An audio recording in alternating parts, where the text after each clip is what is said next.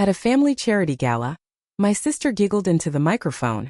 Some people dream, others wake up and realize dreams are all they'll ever have. She looked right at me. I waited 7 years, gathered every piece of evidence she had misused donations, and turned it over to the press and authorities at once. She was indicted, the family charity was disbanded, every award she had won was stripped, and her name now exists only on blacklists across the country. 7 years ago, my sister looked me in the eyes and humiliated me in front of 300 people. We were at a family-hosted charity gala in Austin. Huge ballroom. Lights, music, champagne. My parents had started the Monroe Foundation 10 years earlier, some vague community development, nonprofit, that mostly meant funding parks and small grants for local groups. But Claire, my older sister, ran it. Or at least she was the face. I think my parents just got tired of managing it, and handed her the wheel when she turned 25. Claire wasn't just the golden child. She was the one everyone loved, beautiful, smart, confident, had a way of making people want to listen. By the time she was 30, she was speaking at conferences, being quoted in magazines, and pulling six-figure donations from companies that liked the optics of working with her. That night, she was closing the gala. She had on a silver dress and the crowd was quiet, waiting for her speech. She went through the usual. Thank you to the donors, a story about a single mom we helped, how we're changing lives. Then she looked straight at me. With a fake little laugh, she said into the mic, "Some people dream, others wake up and realize dreams are all they'll ever have." Laughter. Smirks. Even some of our board members chuckled. I sat there stunned. I'd been trying to build a nonprofit of my own, something smaller, focused on housing and tenant rights. I'd failed. Twice. I couldn't get funding, my team left, I was broke and barely scraping by. Claire knew that. She'd made jokes before, just not into a microphone in front of 300 people. I left halfway through dessert. No one stopped me.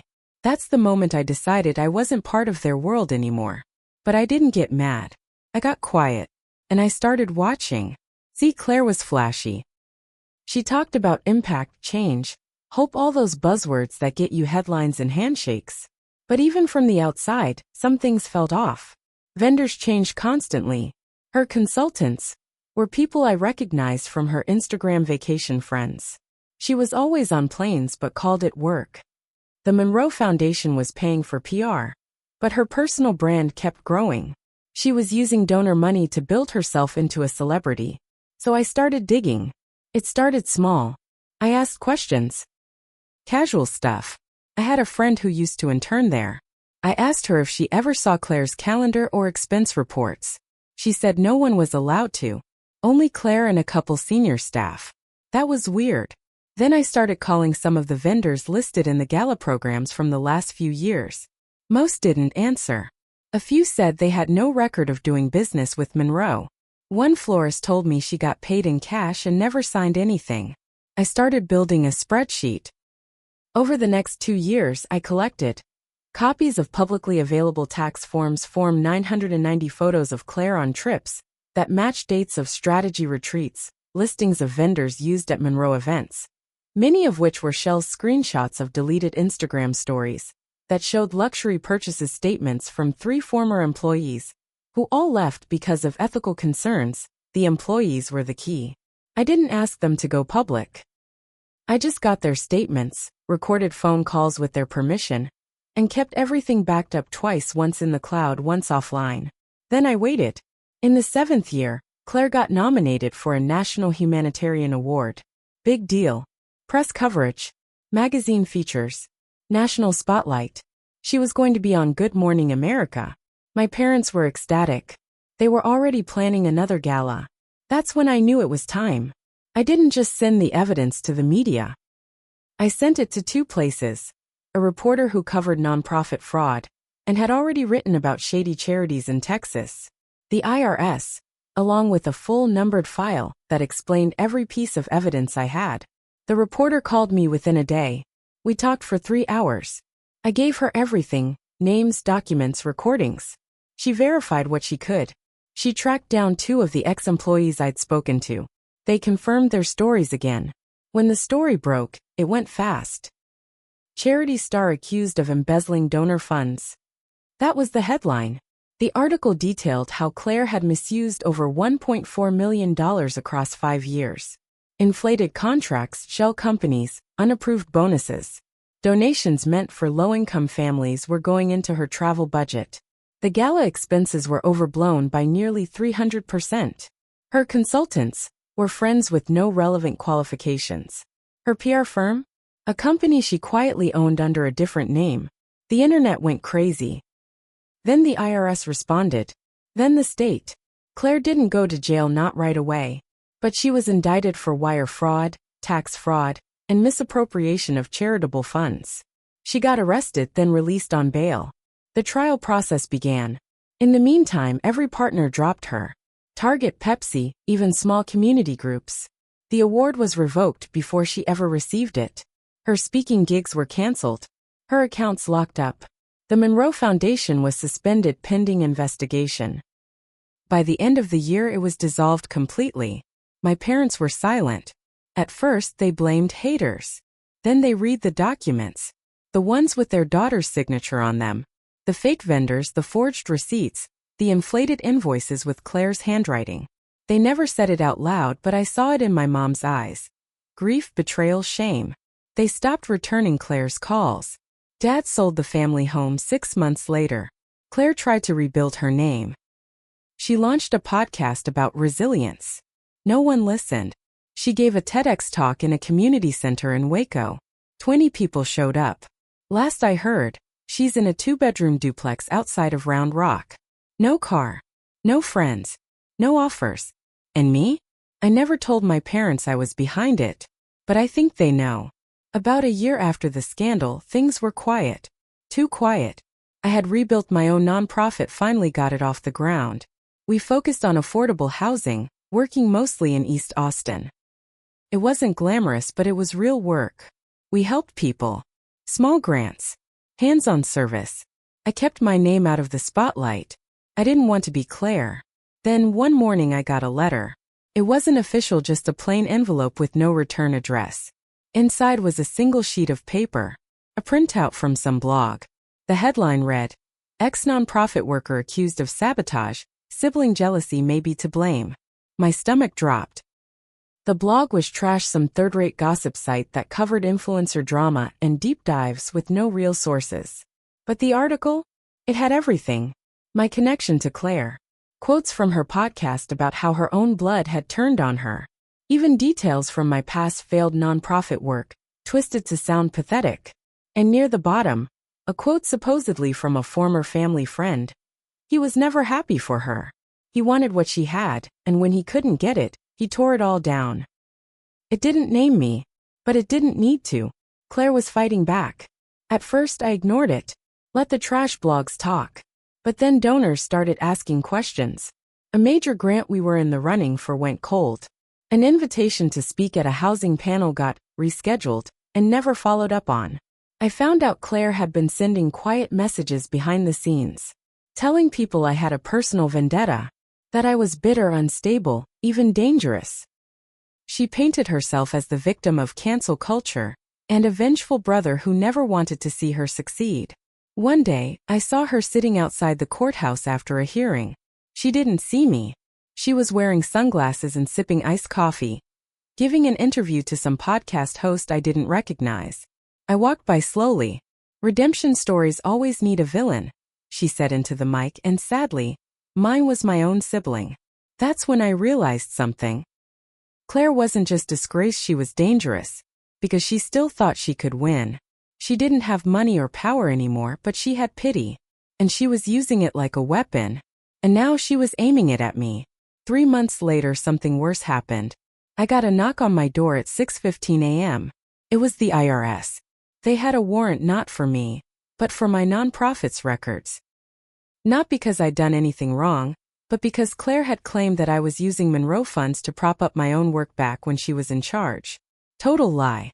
But because the Monroe Foundation had once donated a $10,000 grant to a pilot housing project I had started 6 years ago at Claire's own suggestion, I was now being pulled into the official investigation. That grant? I had used every penny properly, bought supplies, paid 3 part-time workers. I had receipts, But the IRS didn't care. They had to follow protocol. Suddenly I was a potential witness and subject in the Monroe case. While my lawyer worked to clear things up, I started digging again, this time into Claire's new life. I found out she had reconnected with someone I hadn't seen in years, Marcus Kelly. Marcus was an ex-board member. He left the Monroe Foundation 4 years ago, right around the time I started digging. Quiet guy, kept to himself. But he and Claire had a weird vibe, flirty, secretive. Turns out he was still loyal. I checked his LinkedIn. He'd launched a crisis PR firm last year. No website. No clients listed. But his social media was full of supportive posts about rebuilding from betrayal. I kept looking. Found a burner Twitter account under his name where he'd been hinting at false accusers and family betrayals. They were trying to rewrite history. Then came the kicker. My nonprofit's main donor, an old friend of my father's, called me in for a meeting. Said he wanted to talk privately. When I got there, he slid a manila envelope across the table. Inside were printed emails, messages between someone pretending to be me and a Monroe Foundation staffer from years ago. The fake emails made it look like I had threatened to expose Claire unless I got paid. Blackmail. But the timestamps didn't match anything. And the writing, it wasn't mine. The donor said someone had sent them anonymously, claiming I was a fraud. My stomach dropped. Claire wasn't just trying to shift the story. She was trying to burn me the same way I had burned her, by planting evidence. I went home, sat at my kitchen table for hours. She wasn't going to stop. This wasn't about revenge anymore. It was war. A week later, I hired a private investigator. I'd never done that before, never even considered it. But Claire had crossed a line with those fake emails. If she was willing to fabricate evidence, what else had she done that I hadn't seen yet? I gave the investigator everything. Claire's known associates, Marcus's new PR company, old Monroe documents, even the blog smear post. I told him to find out who was really behind the smear campaign, and whether there was any traceable link. He called me 10 days later with a bombshell. "You were right," he said. "And it's worse than you thought." Turns out Marcus had registered the PR company under a fake LLC name, but the financial trail led back to a shell company that had received wired payments from one of Monroe's former offshore accounts in the Caymans. The dates matched with Claire's last months running the charity right before the press expose. She had moved funds, not just misused them, hidden them, and Marcus was helping launder it quietly under the guise of rebuilding her image. But that wasn't even the worst part. The investigator traced the IP address used to send the forged emails that framed me to an apartment in Round Rock, registered to none other than Marcus Kelly. It was Claire's attempt at turning the tables. A setup. She wanted to flip the narrative, make it seem like I had sabotaged her, like I was bitter and unstable. She was trying to destroy me with the same tools I used to expose her. I turned it all over to my lawyer. He handed it straight to the IRS and the district attorney's office, already handling the Monroe investigation. This wasn't just fraud anymore. It was obstruction and conspiracy. Now both Claire and Marcus were being investigated for tampering with an ongoing case. And thanks to the PI's airtight documentation, it wasn't just suspicion, it was provable. That should have been enough to stop her. But then my parents got dragged into it. It started with a voicemail from my mother. Her voice was shaky. "We need to talk. Your father, he's been subpoenaed." My chest tightened. When I got to their house, the mood was dead. My dad sat in the living room, not speaking. My mother handed me the document, a formal subpoena. He was being called to testify because 2 years before Claire's fall, he had co-signed a Monroe Foundation account that Claire later used to move money. He didn't know what she was doing, but his signature was on record. He looked at me and said, "I was trying to help her keep the foundation going. I thought we were just bridging cash flow. I didn't know it was illegal." I believed him, but the prosecutors didn't care if it was intentional or not. He was now part of the case, and I had put the ball in motion. Claire called me again. First time in over a year. "You want to see me rot so bad," she said. "You don't care who you take down with me, do you?" I stayed quiet. "You know what your problem is?" she said, voice trembling. "You thought bringing me down would make you rise. But you're still a shadow. a name no one knows. Then she hung up. Weeks later, Marcus was arrested for wire fraud and conspiracy to tamper with a federal investigation. Claire's arrest came after that. She had violated the conditions of her release by attempting to manipulate evidence, plant false claims, and move concealed assets. This time they didn't let her go. She was denied bail. The trial was ugly. Her lawyers painted her as a misunderstood woman who'd been pressured into things by overbearing family and toxic expectations. They called me emotionally unstable, tried to discredit my testimony by dragging up my past nonprofit failures. But the documents didn't lie. The shell companies, the fake contracts, the email tampering. The jury took less than 2 hours. Guilty. On all counts. Claire was sentenced to 12 years in federal prison. Marcus got 6. My father wasn't charged, but the scandal cost him most of his retirement savings in legal fees. Our last name used to be on plaques, donor lists, event banners. Now it's tied to fraud databases and court records. I still run my nonprofit. Quietly. We're not big, but we're steady. And real. I lost a lot. My family name. A decade of peace. My own pride. But I burned her empire to the ground with nothing but patience, proof, and time. Some people dream. Others wake up, collect receipts for 7 years, and make damn sure the dream becomes a nightmare for everyone who deserves it.